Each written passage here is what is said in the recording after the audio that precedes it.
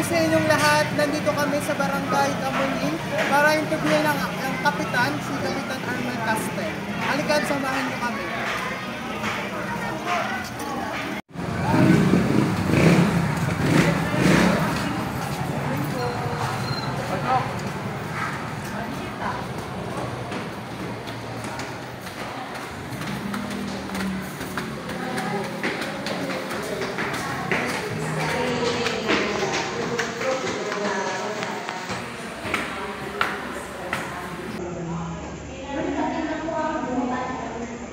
Kapitan Armel Castel. Ako kayo mga bebe. Don't worry, Mara. Kasama na si Jessica Dulces. RB obligation. 12 best, kami po ay grade 12 mula sa System of Us. Nice to meet you, Kapitan. Okay, nice to meet you, mga pogi at magaganda. Grabe naman po. Start na natin, ha? Yung una po sana namin gusto itanong po sa inyong Kapitana, ano po ba yung mga plans and programs nyo about po sa educations natin? Okay, so magandang hapon, nakabidyo tayo, tama? Apo. May edit ba to? Yes po. May edit. So magandang umaga sa inyo, mga students from Ramon Magsaysay. So ako si PB, or punong barangay Armida Castel, ng Barangay Kamuning. So ngayon, nandito tayo sa isang interview, no?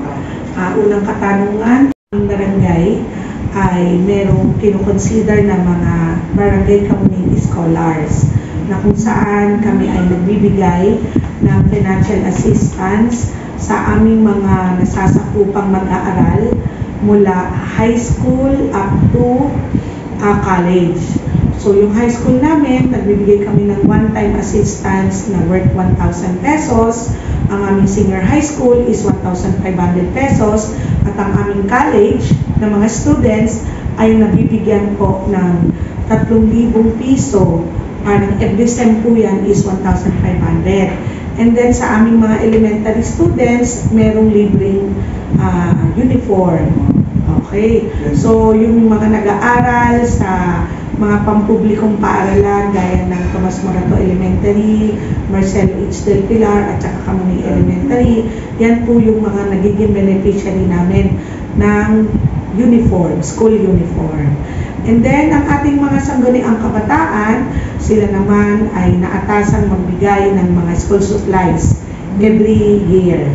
So yun, basically yun yung mga programa. And then meron tayong mga ka-tie up na iba't ibang schools like yung APEC, yung ating PINMA, meron tayong tie-up sa kanila na kung saan nag-i-endorse tayo ng mga college students and senior high students na kung saan edukasyon.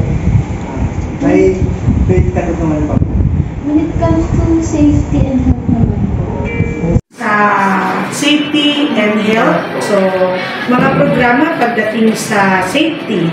Okay, so dito sa aming barangay, every year kami ay nagkakandak ng mga seminars patungkol sa prevention and awareness doon sa ating mga constituents na nakatira sa mga fire-prone area.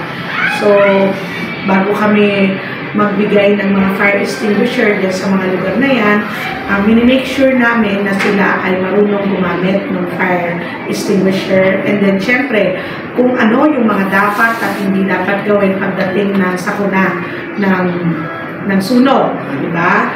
And then, meron tayong, may area kasi tayo dito na flood-prone area, yung ating K6, na kung saan yung ating mga residente din ay ini-empower natin o binibigyan ng seminar patungkol doon sa disaster risk management. Ginagawa natin sila ng mga programa na kung saan sa panahon ng pagbaha, saan sila dapat pumunta pagka umangat na ang tubig, saan ang evacuation center, ano yung mga kailangan nilang bitbitin pagdating ng mga panahon ng sakuna na yan. So, earthquake drill, ginagawa natin yan, simultaneous yan, every quarter, meron tayong ginagawang earthquake drill, katuwang yung ating mga schools, and then syempre yung ating mga iba't ibang organisasyon ng ating barangay. And then syempre yung ating mga BPSO, yung Barangay Peace and Safety Officer, sila ay every month meron silang refresher course pagdating sa pag-handle ng mga cases dito sa ating barangay, at ini-empower sila na magkaroon ng tamang pakikipag-usap or pag-handle ng mga cases dito sa ating barangay. And then isa dyan is yung CCTV cameras.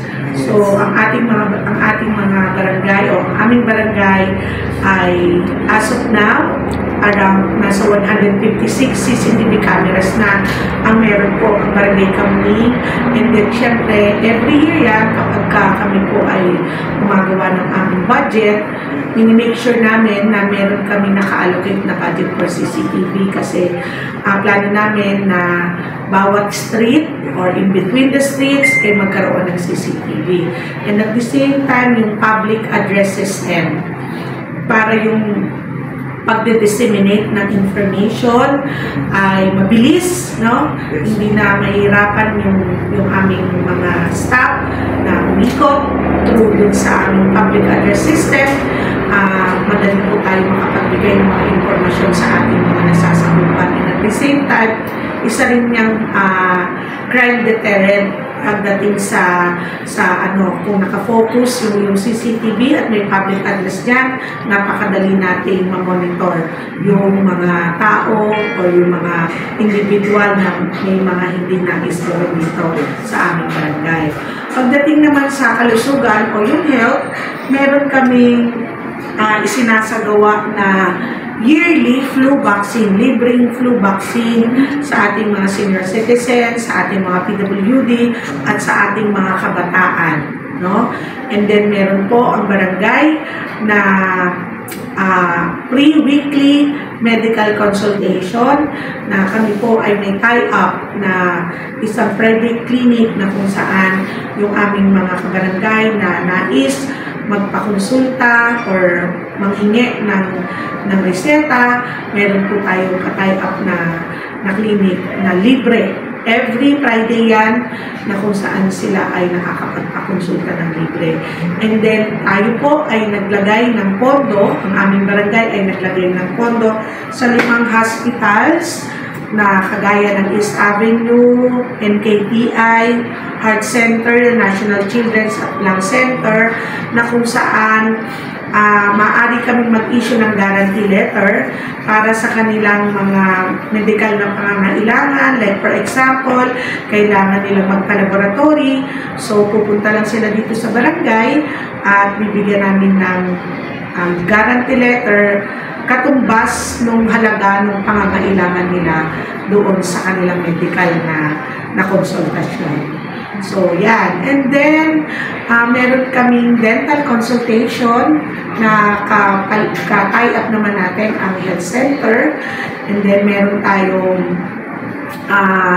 anti-dengue forum sa ating mga constituents kasi syempre ang dengue hindi na yan seasonal kundi all year round na yung problema natin sa dengue. So yung ating mga constituents pagdating sa forum or sa seminar dapat alam nila kung ano yung mga dapat nilang gawin. And then namimigay din kami ng libreng vitamins sa mga kabataan ng Kamuning at meron din kami in-establish na butikang pambarangay na kung saan pwede sila maka-access ng libreng gamot like maintenance and yung basic medicines na meron yung aming butika. So libre yan, walang bayad.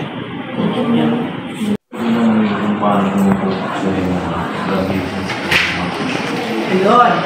Drug users and drug pushers. Okay? Ang bawat barangay, o isa na po yung aming barangay Kamuning, meron tayong tinatawag na Barangay Anti-Drug Abuse Council na kung saan ang trabaho niyan o ang function ng Barangay Anti-Drug Abuse Council o yung BADAC ay mag-monitor at magbigay ng intervention doon sa ating mga drug personalities na meron ang Barangay Kamuning. So, yung department na yan is sila yung umiikot at nag-identify, nagtutukhang kasama ang ating mga kapulisan, ang ating PIDEA, doon sa mga list o yung watch list na ibinababa galing sa PIDEA at galing sa Quezon City Anti-Drug Abuse Council. So yung mga personality na yon, ang ginagawa namin, confidential, na sila ay ini-invite dito sa barangay upang alamin yung mga kaganapan or yung mga reason kung bakit sila na-involve sa drugs. So may ginagawa tayong mga intervention gaya ng programa ng Quezon City Anti-Drug Abuse Council. Meron pong mga sinasagawang seminars sa kanila. May mga ginagawang community-based rehabilitation na kung saan a-attend sila ng mga seminars, a-attend sila ng mga counseling upang tuluyan na nilang maalis sa kanilang sistema yung paggamit ng droga. And then, tayo ay nagkakandak ng information and educational campaign, lalo na sa ating mga kabataan. So, taon-taon yan, meron tayong isinasagawang ganyang mga seminars para mas maintindihan ng kabataan o mas maintindihan ng ating community kung ano ba ang magiging epekto ng paggamit ng ipinagbabawal na gamot. So, yung pagdating naman sa mga drug pushers, syempre meron tayong tinatawag na BADAC Auxiliary. Yan yung mga katuwang ng barangay para magbigay ng impormasyon kung sino-sino yan or sino yung mga ina-identify namin nagtutulak ng droga. At yan ay confidential na ginagawa at binabalidate ng ating mga kapulisan kung yung binibigay na impormasyon ng ating mga auxiliary meron bang katotohanan or maaaring minsan dahil galit lang kaya binabanggit yung pangalan pero hindi sa ganun ang nagiging pamamaraan nila, kundi medyo malalim na pag-iimbestiga ang ginagawa once na tayo po ay susumite ng pangalan doon sa ating pong watch list. So marami tayong programa pagdating dyan every December. Ang ating mga, kung tawagin ay persons who use drugs, meron tayong ginagawang gift giving sa hanay nila kasama ang kanilang mga pamilya. And then meron tayong programa, yung aftercare, meron tayong ginagawang mga sports fest, yung Zumba, para sa ganon, tuluyan na nilang maiwanan yung paggamit ng ipinagbabawal. PWD. So, isa sa programa ng ating mga persons with disability is yung aming in-establish na urban farming. So, sa ngayon, sila ang nangangalaga dyan na kung saan nakilala ang Barangay Kamuning dahil kauna-unahan sa barangay ng QC na ang nangangalaga ng urban farm is yung mga PWD. So, naisip natin na ibigay ang pagmamanage na yan sa kanila para magkaroon sila ng libangan, no? Magkaroon sila ng kahit papano, ma-empower sila pagdating sa kanilang hanay. So, isa sa ginagawa ng urban farming is yung magkaroon ng livelihood sa kanilang hanay na kung saan kumikita at ano man yung nagiging kita ng kanilang urban farm, yan ay ibinibigay o ginagamit nilang pondo para sa kanilang hanay. Isa pa, meron kaming ordinansa na kung saan kami ay nagbibigay ng medical reimbursement sa kanilang mga pangangailangan. Kung ang isang PWD ay na-hospital or merong pangangailangang medical, kami ay nagre-reimburse ng kanilang gastusin na halagang 2,000. At kung meron tayong PWD na sumakabilang buhay, meron ding assistance na binibigay ang barangay. So, yun. Ano po yung mga plans sa mga unemployed po sa sasakot ng barangay? So, plano sa mga unemployed, patuloy naman kaming nakikipag-ugnayan sa mga government agency na maaaring makatulong sa kanila. So, isa dito ang TESDA, no?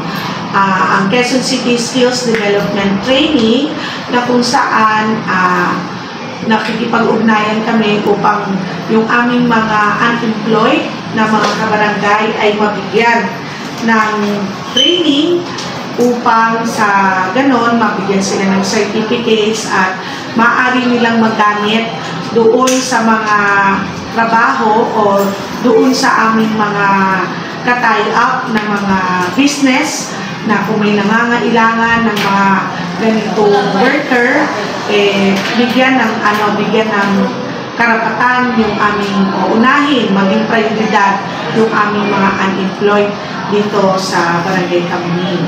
At isa pa, meron tayong mga ka-tie-up na mga agencies, private agencies na every time na merong mga job hiring sa kanilang mga nasasakupang mga establishments, tayo po ay nakikipag-ugnayan na bigyang prioridad yung aming mga unemployed na kabarangay nang sa ganon, mabigyan ng pagkakataon na makapagtrabaho.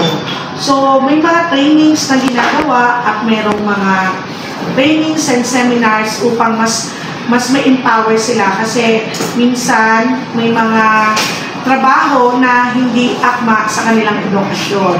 So, through dun sa ginagawa naming seminars and trainings, nagkakaroon ng pagkakataon na sila ay matuto at pagka sila ay natuto, nagiging qualified sila dun sa trabaho kanilang pakasuhan. So, yun.